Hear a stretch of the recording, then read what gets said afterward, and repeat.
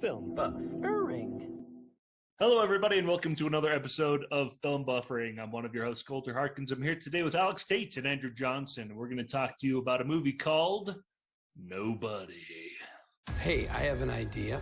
How about I make that lasagna that you love tonight? You know, from scratch, like I used to. I used to work for some very dangerous people. They came after my family.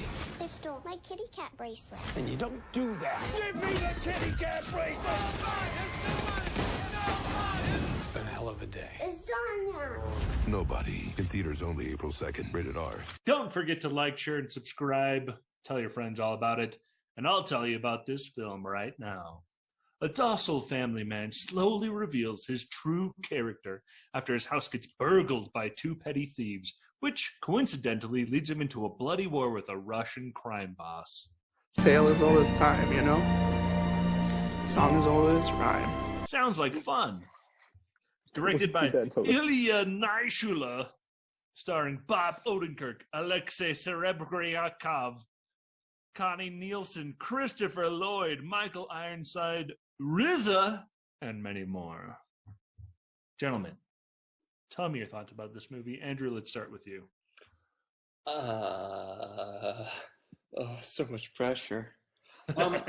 It was interesting. It felt very much like John Wick with an older gentleman. And in that same vein, I guess I was kind of just on board with it because, I don't know, you just knew what you were getting into, and it was just like a quick and dirty, fun action flick. So Get dirty. So that's it. That's all I think about it. Alex, your initial thoughts. How did you feel about this movie? I was a little bit worried because I was like, do I like two movies in a row that we've done? And turns out I do. And what happened then? Well, in Whoville they say that the Grinch's small heart grew 3 sizes that day. Like Andrew said, it was just like a kind of standard action movie that you can't it's not going to be like Oscar winning or groundbreaking in really any way, but the violence was dope. The acting was pretty good. The story was a little bit new. Not anything, like I said, nothing groundbreaking, but it was a little bit new. And it was fun. Yeah, totally. Like hearing about this movie existing, it sounded so ridiculous that Bob Odenkirk is going to play like an action hero in a film after like Better Call Saul in his career as like a comedic writer, director, and all this stuff that he's done. But he totally like nailed this character. Did such an awesome job with all the choreography, with the nuances of the character. I actually was surprised by how well written the character was, and how much they kind of worked around him and made every action that he had, like, gave it some justification. It wasn't just violence for the sake of violence. They had a little bit of plot behind what was going on and the reason why he is the way he is. I thought they did a really nice job with that. But yeah, it was a super fun movie to watch. I agree that it was like, I thought it was going to be a lot more ridiculous than it ended up being. Like, it somehow didn't seem too over the top, even though everything about it was. They played it so straight that it was believable. But yeah, it was a ton of fun to watch. Nice, tight. There was no fat at all in this movie. I think that they couldn't have really cut out anything. It was good development all the way through. Just a ton of fun and a really solid experience overall. Speaking of Bob Odenkirk, he apparently did like 2 years of training just to get in shape for this movie and to learn how to do all the stuff that he needed to do. And just, I feel like it's one of those, you look at him and he doesn't look that different, but you can tell that there was some kind of a transformation underneath, and just the way he carried himself in this. It was really interesting. Yeah, he's not an actor with a lot of like big range, but like, yeah, totally brought a new aspect to himself. Yeah, I didn't realize also how old he was until like looking it up for this movie, and he's an elder man. So An elder really, statesman. yeah, to really just to be even able to pull this stuff off, let alone do it very convincingly, was awesome. Hey, I guess they're right. Senior citizens, although slow and dangerous behind the wheel, can still serve a purpose. I did read that also, like he worked with the same folks that worked with like Keanu on John Wick. So certainly in like the fight style, like I dig this new fight style that is very kind of like raw and gritty and realistic gore in the fight scenes with like the stabbings and stuff like that. And I don't know, it just doesn't feel totally like big scale movie action sequency. It feels very like raw and gritty and kind of more close with the camera angles and stuff, and I dig it. But I think with that you need to be really precise and committed, and he just nailed it. Well, and with that fight style, I like that. I think it was also I didn't like this movie, but in Ice Road, where the hero is also taking freaking punches and like falling backwards and getting bloody and like looks like he's gonna lose, and like it's not just all like, oh, Jason Bourne is messing people up, never getting a scratch on him. It's like this guy at the beginning of the bus fight, I was like, oh, maybe he's gonna like get his butt kicked. But so I mean, it was a good fight because it was like, okay, he's fighting, was it 4 or 5 dudes? Yeah. And you're like, okay, he could die. Like he's like he's getting hit and stabbed, and like he's not just making them look stupid. And I think that was a nice thing too, because he was so rusty and you could tell. Because at first I was like, oh, he's taking punches on purpose to like trick them, and I was like, no, he's just rusty. Yeah. But I really liked that about it, to be honest. Yeah. I love that style of choreography where they like, there's like a sequence of this leads to this, whereas like because he gets hurt, he fights in this way now, and then because this happened, like that style where everything had the causality and the cause and reaction of all those. With that John Wick pulled off really well, and then this did an even more like gritty, less stylized version of that, and I think that they did an awesome job with that. It's kind of like Gunpowder Milkshake. Like her arms were limp, so she had to fight in that chair. Because she's been fighting so much, she has nothing left. I forgot completely about that movie. Wow. Don't put that back in my brain. Oh my God. But yeah, it did catch me off guard because I was like, it did kind of keep you guessing. It was not a like clear cut, oh, now he's just like flips a switch. There is a progression in the character of him getting back into what he's doing and having to make these choices and turning his back on his family and all these different things that he made. Every choice had a result. Like every cause had an effect. And so I think that they did an awesome job of plotting it out that way. I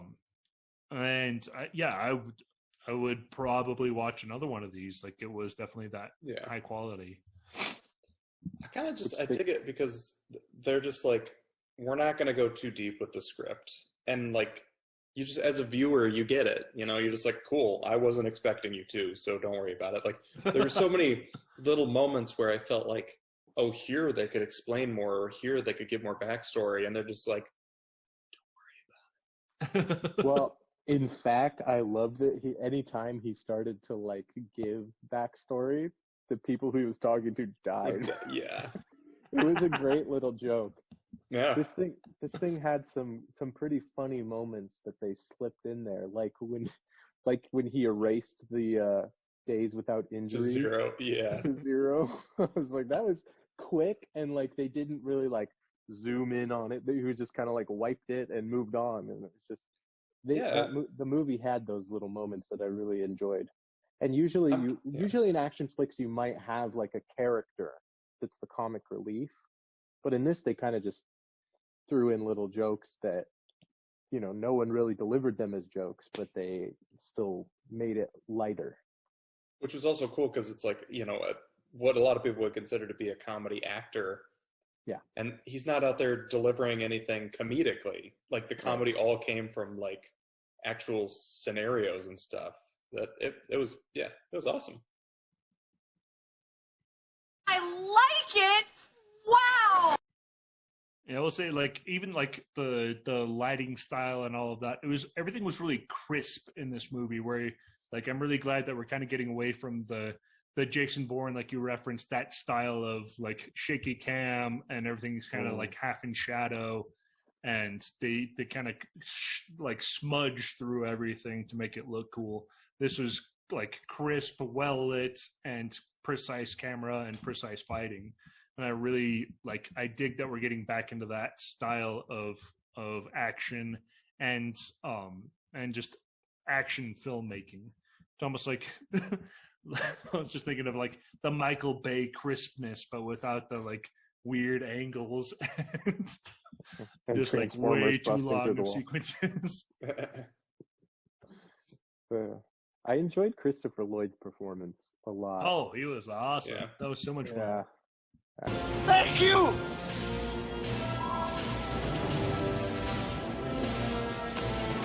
I was like, this is new for him.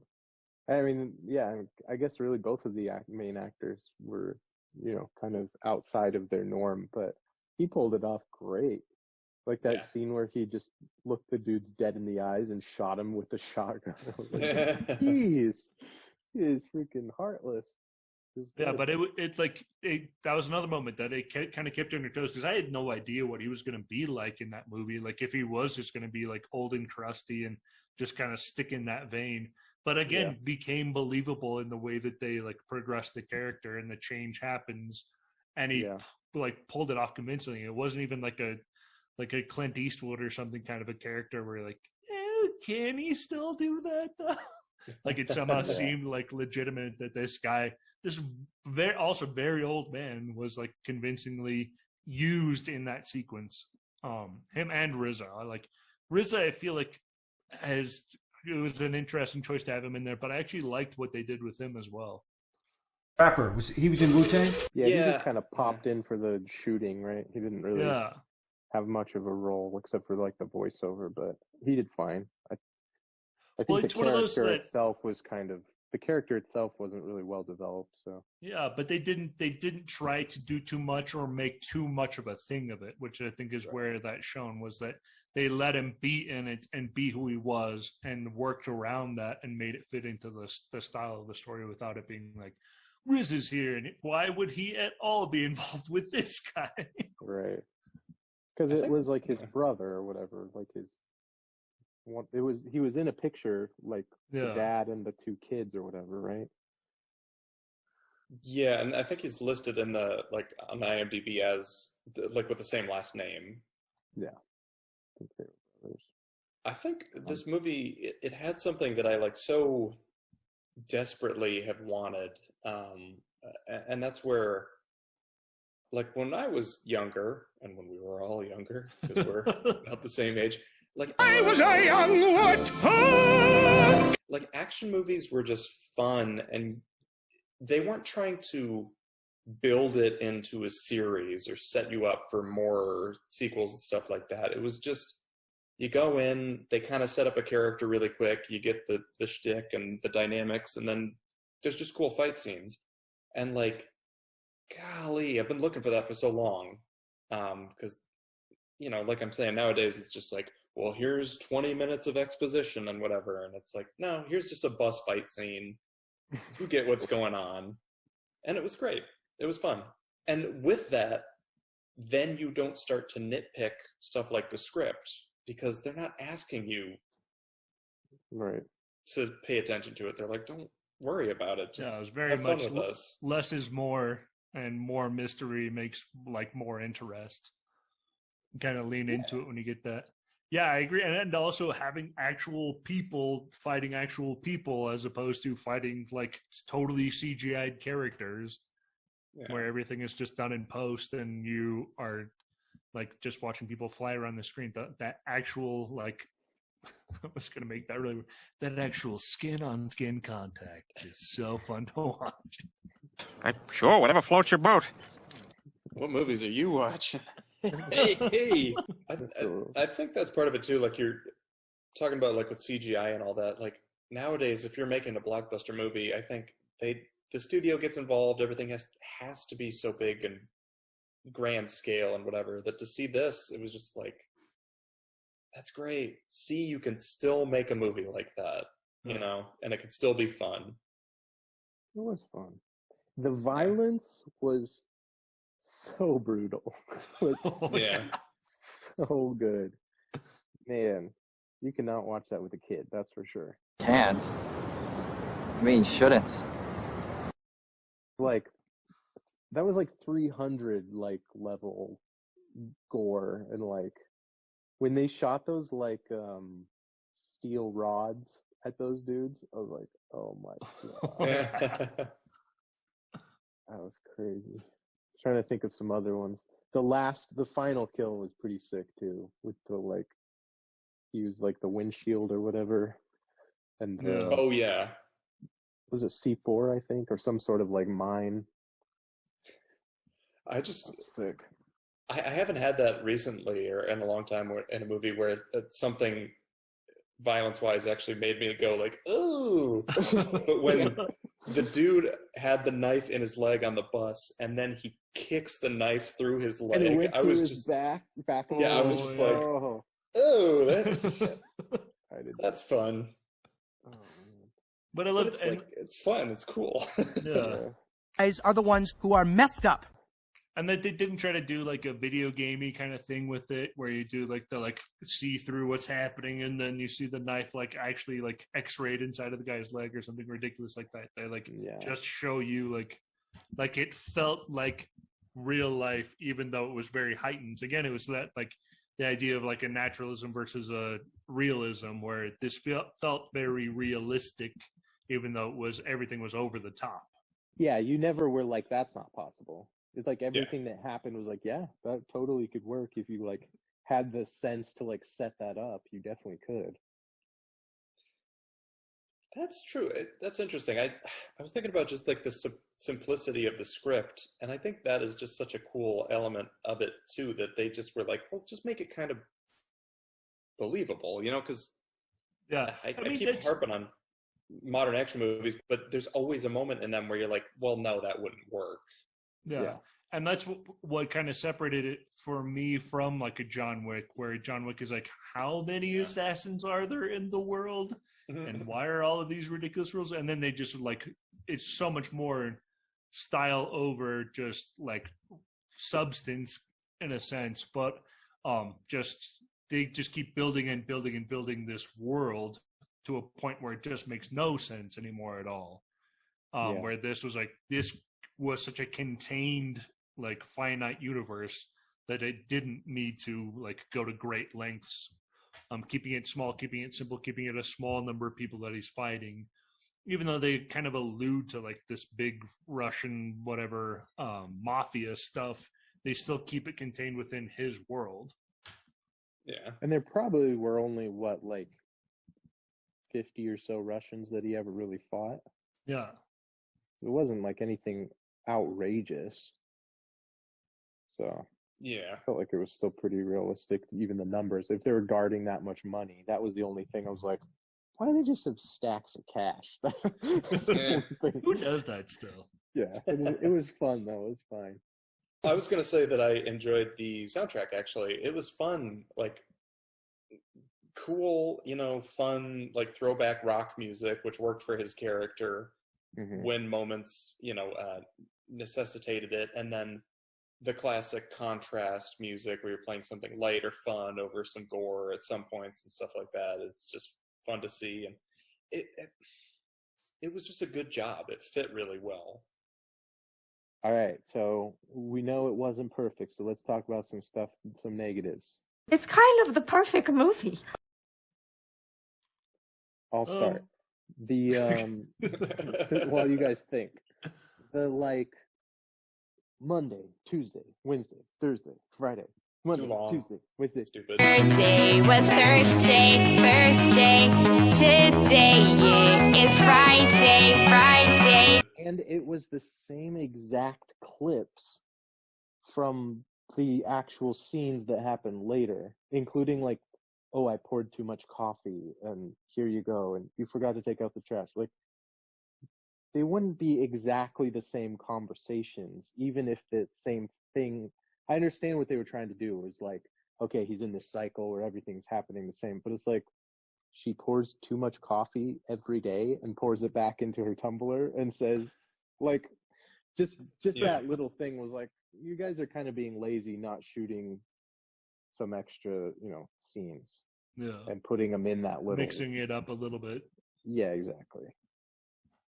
That's one thing. I don't like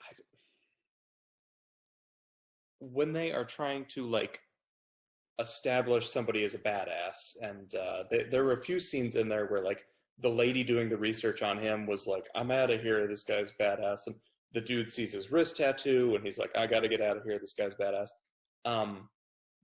Or at the very end when there's two officers on the phone and they're both like, mm-hmm. I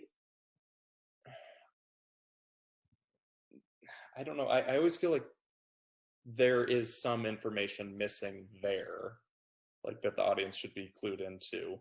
I don't know why, but it's like something about like being on the phone for 5 seconds. I'm like, well, what information did they just hear? He's real tough. Get out. That led to that, or like let him go. Yeah, like what tattoo like means that much to somebody? Like, I'm not in the military or anything like that, but like, And that guy had like hawk vision. He's like, that's clearly an expired FBI badge. And then he's like, and then he like zoomed in on the tattoo on his wrist. Yeah, I think something where it's just like the sped up exposition where a character gets something so quick that it's like, well, clearly there would be more of an explanation there. I don't know. I guess that bugs me. That's all I got. Well, that, and they're like trying to like put him on an even kind of playing field where like, this guy is so crazy with all the stuff that he does. That's why everybody respects him, because of these crazy stuff. Like that kind of stuff got a little bit heavy-handed as far as like the Russian boss like having that crazy scene in the club. That was a little bit ridiculous. And yeah, I agree with what you're saying with the building up his like the mundanity of his life. It's not a word. The family overall just like, I don't know, there wasn't an element of like loss when he left him as much as there could have been, I think. Yeah. They could have raised the stakes a little bit more that way, but at the same time, I appreciated that he was just like, nope, this is who I am, and I'm done, and I'm out. Like, something like that part of it made sense, but yeah, they could have done a little bit more to develop that dynamic a little bit. I don't know.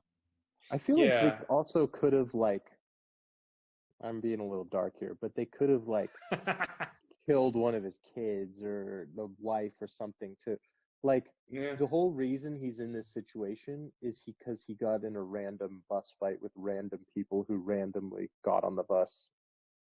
You know what I mean? Like, it's all kind of random, where it was, if like, I don't know, if one of the sneak thieves had been one of the Russian dudes and killed his wife and then he fought, like, I just feel like it was kind of, like I said, it was just random, that whole bus part that made everything go forward.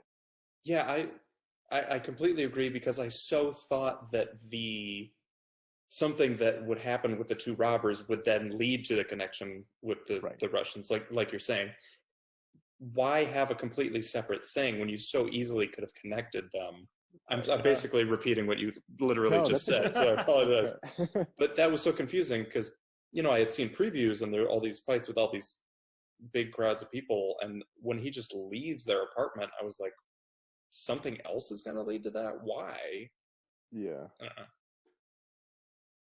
Yeah, it was an interesting, like, kind of, what was the character development that they were trying to pull out of that, of having it be a separate motivation than just, like, this is a breaking point, and then over here or a tipping point, and then this is the breaking point when something else happens that actually pushes him over the edge.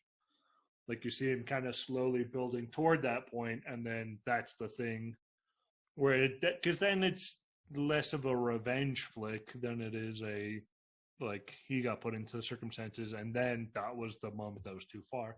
I don't know. It's kind of tough because it's like you don't want to have the like Spider-Man 3 like Sandman killing Uncle Ben kind of a thing where it's like, oh no, like where it's like too pulled into like why would this world cross over to his world? Well, even if it's kind of a tough needle to thread to get that right. Even if he didn't even if no one got killed, none of his family got killed, right? And then he went to those two sneak thieves' house, and they didn't have the baby on the ventilator, and they were just bad people, and he beat the crap out of him, even didn't kill him, but beat the crap out of the dude or something. And that was the Russian guy, and that's how it started. Like that would at least like tie it together. But I think that that was the whole point of having it. You think that is going to be the setting off point, but then you find out that he doesn't just he's not just a psycho or someone that's just motivated by killing or whatever, revenge or anything like that. But then it is like the principle of the next thing that is what actually entices him into going like back into his former life. I think that is kind of a smart choice to have that happen, because you get a little bit more development that way than it's more character development than it is plot development. So I think that is a strength of making that choice. I feel like the impetus for him to, I understand that it was built up, he's frustrated with his new life, but the impetus for him to all of a sudden unleash like he did, I do feel like there was something missing there. You mean on the bus? On the bus, yeah, and even before that, like the reason that he had to chase those guys down was because of what? The kitty cat bracelet? And that I'm was like the tipping point, Yeah, and I'm like, that just didn't feel strong enough. Like, I don't know. Like, I know it sounds terrible, but like, honestly, like, yeah, if like the daughter got injured or something, like that makes more sense to me than just all of a sudden he's like, the bracelet. Wow. I understand that it's funny. Yeah. But. Or even if they had made that bus scene like stronger, because like it was over like the fight, there was like music playing and you couldn't hear anything that was happening, and I was like, I think they're like planning to rape this girl and they're making everyone leave, but I don't know because you can't hear anything. But that's what it looked like they were forcing everyone off the bus except the girl. Yeah, nothing happened. Like, I think worth mentioning, they didn't actually do anything. Right. Like, they didn't even touch the girl. Yeah, and then he just beat the out of them. Like, like they didn't actually do anything until that point. So it's like, right. Huh. Okay. So, that was it. Wait, hey, we're nitpicking something that shouldn't be nitpicked. Well, we're movie reviewers. We got to review. Yeah. Yeah, it's those small details that it's like, what, like, does making that choice in the end, if you don't like nitpick it, does that make it a stronger movie overall and less traditional than having the common motivations that we see over and over again of he sees an act of violence and reacts to it, or he has the mafiosos break into his house and so he attacks them back in tenfold. Like it is like they made choices that were different, and they ended up working in the end, I think, because we all enjoyed the film, but it is making a different choice than the standard choice. So it's kind of funny to think that like this guy's supposed to be like the most incognito person that can exist, right? He's like nobody. That's literally what he's like branded as, and then he has a tattoo on his wrist that like gives him away. That's kind of funny. Right away, somebody knew his whole shtick, and I'm like, yeah, exactly. Wait a minute. That's a good point. I was gonna say, was there? Because I'm trying to remember. Was there a moment that he like went dark? Like he like actually had to like made that turn from like an actual moment, or was it just kind of like a weird like slid into it? I don't really remember because I think like a moment that has always stuck out to me. I know it's different, but kind of related in Breaking Bad when you watch like Walter White watch the guy's girlfriend die, and you watch him like the soul leave his body. Almost, it feels like. I think I don't know that they had a moment like that. Yeah, it was the kitty bracelet. Yeah, but did you see him like make that shift? I just don't remember that moment strongly enough. Yeah, slightly. His face changed and then he stormed out. Yeah, I guess what you are just talking about is what I wanted. Yeah. And I was thinking about that specifically because, Bob Odenkirk worked, on Breaking Bad. He got to see that whole transition with Bryan Cranston too. So I was just like, cool, we'll have that cool, cold transition. But it happened so abruptly that, I feel like they could have played that out a little bit more. A little more line. All right, we're running out of time. Let's get some final thoughts and ratings. I suppose we should do that. All right, Alex, let's start with you. Final thoughts. How many thumbs out of 10 are you giving this movie? I really did enjoy it. We nitpicked it because that's what we do, but I thought it was good. It was a good action flick. Don't watch it with your kids. It is very violent, quite a bit of language. I think it's fun. It ranks up there with like, I don't know, John Wick. I think it's like simple and violent, and you're not gonna leave it going like, "Whoa, my brain is blown," because it was so deep. But it was fun. I'm gonna give it 8 out of 10 thumbs. All right, Andrew. Final thoughts. How many thumbs out of 10? Yeah, I totally agree. It was just a fun, easy watch. The writing was good, but I feel like, kind of like we've discussed, there could have been a little more connecting everything to just make it a little more cohesive. But other than that, great fight scenes. I had a good time. And they kept it short. Good for them. So yeah, I'll give it 8 out of 10. All right. I just really enjoyed this film. I think that they committed to a direction and went for it all the way. Everything worked cohesively. I agree that there could have been a little bit. I mean, it was very nitpicky stuff. They could have had a little bit of tweaking here and there with character development, with dialogue, with little things here and there. But overall, just a really fun experience. Definitely worth the watch. I'm giving it 9 thumbs out of 10 because I really enjoyed this movie. All right, next week, we're going to give you something a little bit different. It is Nightmare Alley. Step right up and behold one of the unexplained mysteries of the universe. Is he man or beast? This creature has been examined by the foremost scientists and pronounced unequivocally a man. I am prepared to offer you folks one last chance to witness this supreme oddity. Where did it come from? Begotten by the same lust and threat that got us all walking on this earth, but gone wrong somehow in the maternal womb. Not fit for living.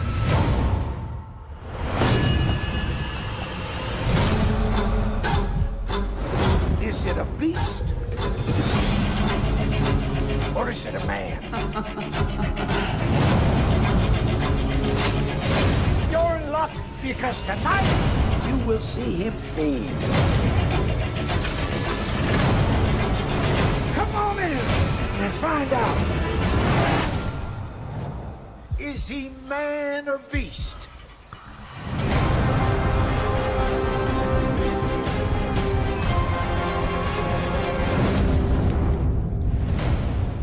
Well, that looks pretty freaky. We hope you enjoyed our time today, and we love you all. We appreciate you so much. We'll see you next time. Bye-bye. Bye-bye.